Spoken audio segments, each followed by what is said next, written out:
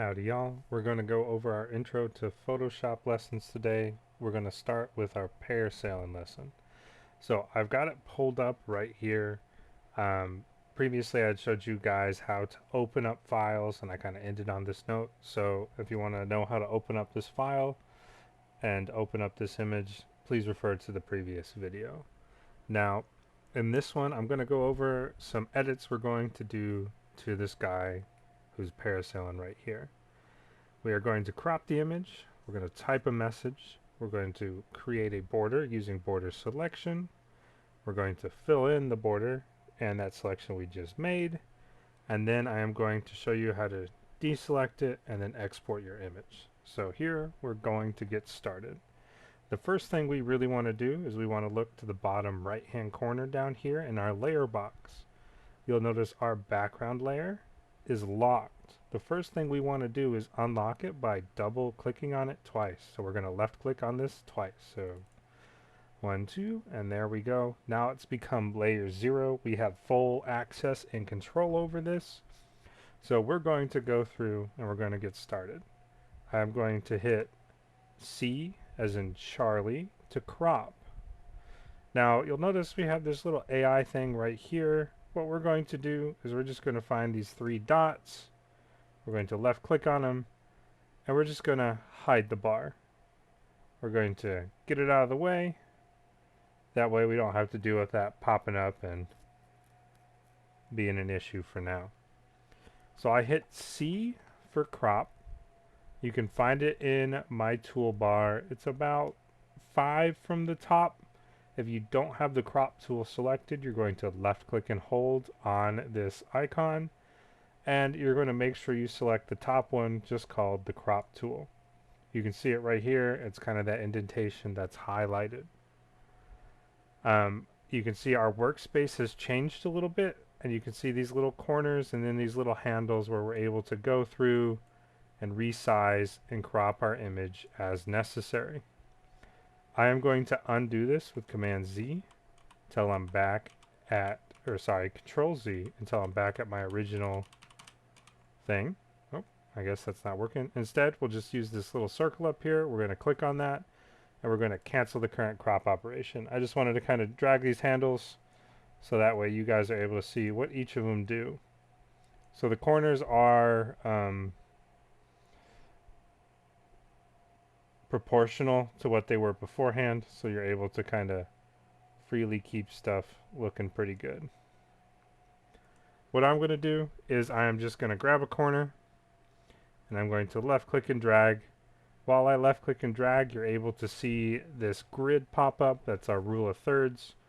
I'm just going to zoom in until my bottom right intersection of these lines is directly on our parasailer's head. And I'm going to let go and it'll show us our selection, and I'm going to go right back up here where we have this check mark, and I'm going to left click on it to signify that I have accepted my selection. Previously I had done the circle with the line through it to signify I rejected it. Instead I selected it. So I have got my image cropped. What I want to do next is I want to go through and type a message. So I want this guy to be saying something. It's very easy to do. You're going to hit the letter T on your keyboard for type. So mine took me just a moment, but it's the letter T for type. You can see it highlights over here on our toolbar. This gets our text tool out. And you want to make sure you left click and hold on it, and then you select horizontal type tool, because it lets you do a couple other ones. They're pretty cool, but we really want the horizontal type tool. It'll change our cursor icon, and then you can really click anywhere on the screen you want. I'm just going to left click over here. It's going to pull up some default words. So lorem ipsum is just like fake words. It's specifically designed for graphical designers and people who really need to see what words would look like, but really don't want to go through and have a bunch of sample text or have to type something out every time they're making a new newspaper layout or column layout or anything like that. So that's why lorem ipsum pops up. What I'm going to do is I'm just going to type a message from our guy here. You guys feel free to type whatever you want. I'm just going to type, I can see my house from here. So I got that one right there. I'm just going to type, I can see my house from here. You guys are welcome to type whatever you want. You'll notice I just have some plain black text right here. It's a little hard to see, so I'm going to change it to a different color.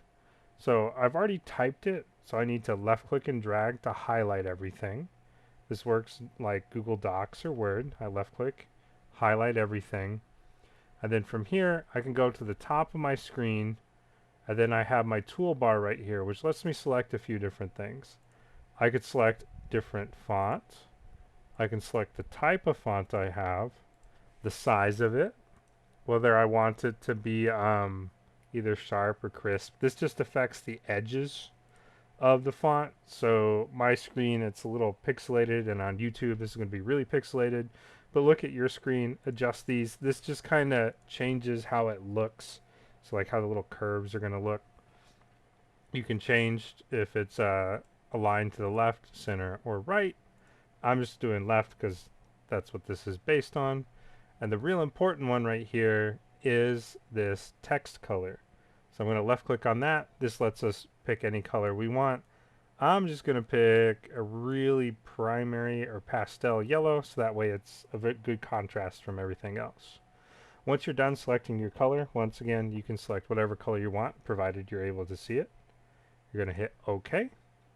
And then I can see my house from here. Now there's one extra thing I'm going to do with this text. You guys are welcome to do it or not do it. It's entirely up to you.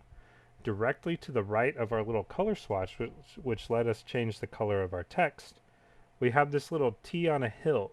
If we left click on that, that lets us warp the text. Or we can do some cool stuff. Or we can do like arches and then shells and whatever we want. I like the flag since it gives it a little bit of pizzazz. You can control the bend and then the distortion. Get something that looks good to you. Just make sure you're able to read your text. You hit OK, and we're in a good spot. The final thing I want to do is just position the text. So if you hover over it, you can left click and drag. But the other thing you can do is you'll notice my cursor change from this little eye.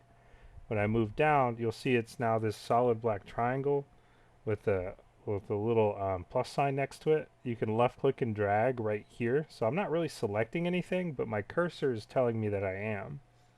So I can left click and drag from here and then move my text around. I'm just going to center it right on my screen. And I'm going to leave a little bit of space from the bottom because remember, we're going to add a border to this. So I'm just going to give myself a little bit of space to have that border on all sides. Whenever you're happy with what your text looks like, so that's the color, what you've typed, and then the warping is we'll go all the way back up to the top, and you'll see this little check mark. We want to make sure we hit this check mark. We're committing to this, so I hit my check mark, and we're good to go. And then right here on the right side of our screen, you can see in our layer box, it's created a text layer called I can see my house from here. So we have that done. What we want to do next is we're going to make a selection for the border that we're going to add to this image.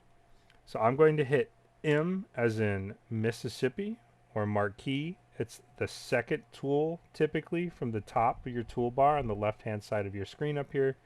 You can see it being selected. Mine by default is the rectangular marquee tool. I'm going to left click and hold and make sure that's the one I have selected. It has elliptical, that's just a fancy word for saying circle or oval. And then you have single row, single column. I just want rectangular because I want to select the entire border or the entire canvas that I'm working with, and it's a rectangle, so it just makes our lives a little bit easier. How I select it is very simple. I want to select the entire image. So what I really like to do is I like to start to the upper top left.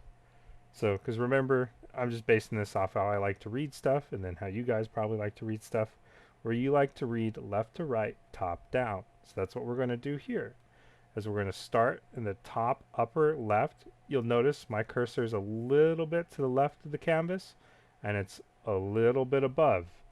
When we're doing a selection like this, it's okay if we have excess because it's automatically going to snap to the borders of the canvas. So what I'm going to do is I'm going to start by left-clicking my mouse and holding, and I'm going to drag. This entire time I am still left-clicking and holding my mouse while I drag it from the top left to the bottom right. It's a little hard to see on my screen, but if you look at the top left and the left side of the canvas, you'll notice it has these little pink lines right there. That's telling us that our marquee selection or our selection tool has snapped to the edges of the canvas, so it's like a perfect fit. I'm going to do the same thing right here. I'm going to drag all the way to the bottom right. It's going to tell me that it's snapped to the other two sides of our canvas. And we can really tell that it's selecting everything because it gives us this little plus sign in the middle of our image. And that's telling us everything has been, selected. This is proportional and we're good to go. Now I can just let go of my left click button and you'll see our selection has been completed. So I have selected the entire image right here, and we're good to convert this to a border selection. We know we have a selection because if you look at the edges of our screen, you can see these little dots moving down. I like to refer to them as marching ants, and they just kind of march around the entirety of your selection. Now, what we're going to do is we're going to convert this from selecting the entire of the screen to a border selection. All we do is we just go up to select right here. We're going to go about 2/3 of the way down to modify, and we're going to go to the border option. So all I did was the select menu, modify, border, and you can see it highlighted right here. I left click on the option I want, and this is going to convert this into a border selection. So you can see width 4 pixels is going to be very small. Instead, we want to do something. I'm going to do 150 just to see what that looks like, because remember, we can always undo it. Control Z is your best friend in digital applications. So I have a width of 150. When I have the width I want to hit OK, and you can see it moved our selection in. So it created a border for us right here. Before I do anything else, I am going to want to make a new layer for our border to be on. So I'm going to go to the bottom right hand corner down here of my window. You'll see this little plus sign in a square, and since I'm hovering over it, it's showing you that it's the layers. We left click on it and you can see we have a new layer 1 that we're going to be working on. So now that I've done that, I've made my new layer with this plus sign down here. I'm going to go back to my canvas and I want to use our paint bucket tool. So I'm going to hit G as in Georgia for our paint bucket tool. Now if I try to go automatically, you'll see I have a gradient right here. It's not apparently obvious, but I have a gradient going on. I can switch to this so that way you're able to see it a little bit better.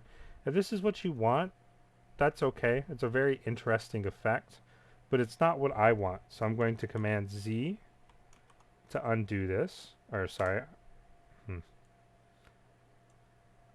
I will just hit enter.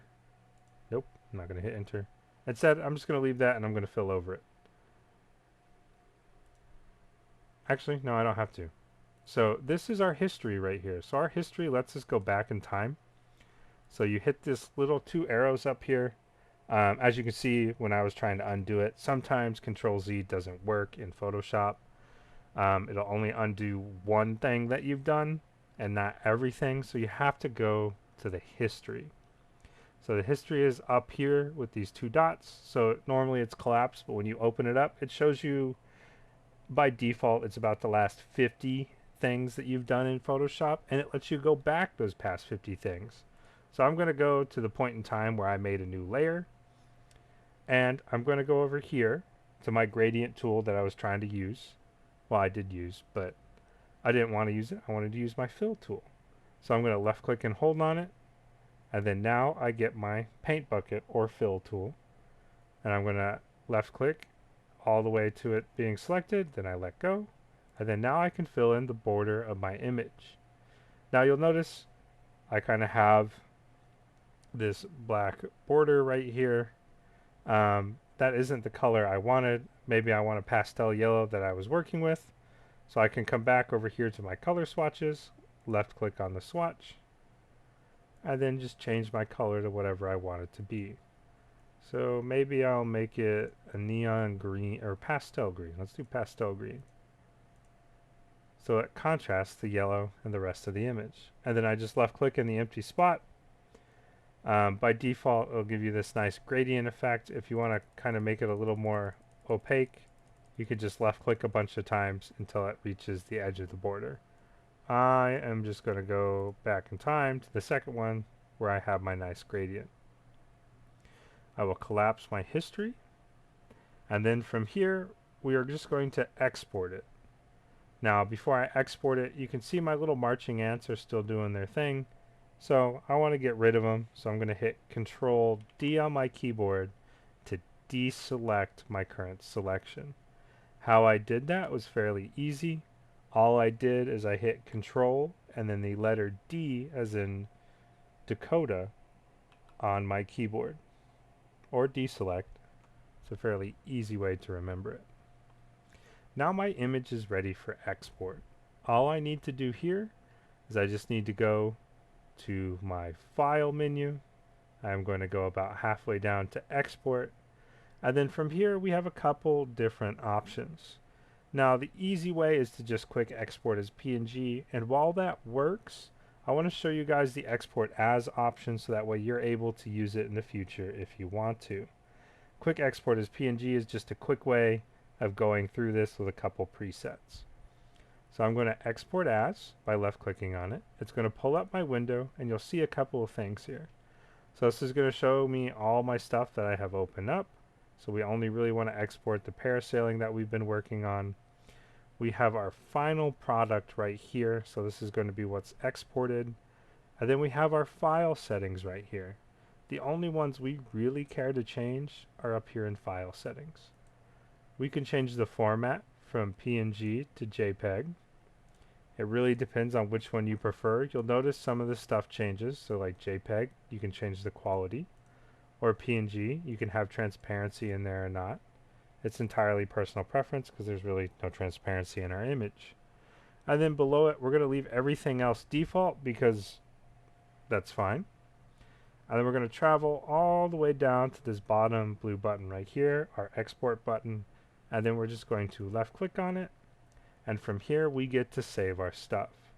So this is our export as window. Oh, here we are. And so all I want to do is I want to go to my desktop, and then from my desktop I'm just going to save it on my desktop. So mine by default is named Parasailing, but I'm just going to call it my Parasailing lesson final, so that way I know what I am looking at. So I'm going to call it Parasailing lesson final, and I'll save it right here. So I'm going to hit save. It's exported out, and then if I minimize Photoshop and Chrome, you will see my parasailing on my desktop. Now I saved it on my desktop as a final product.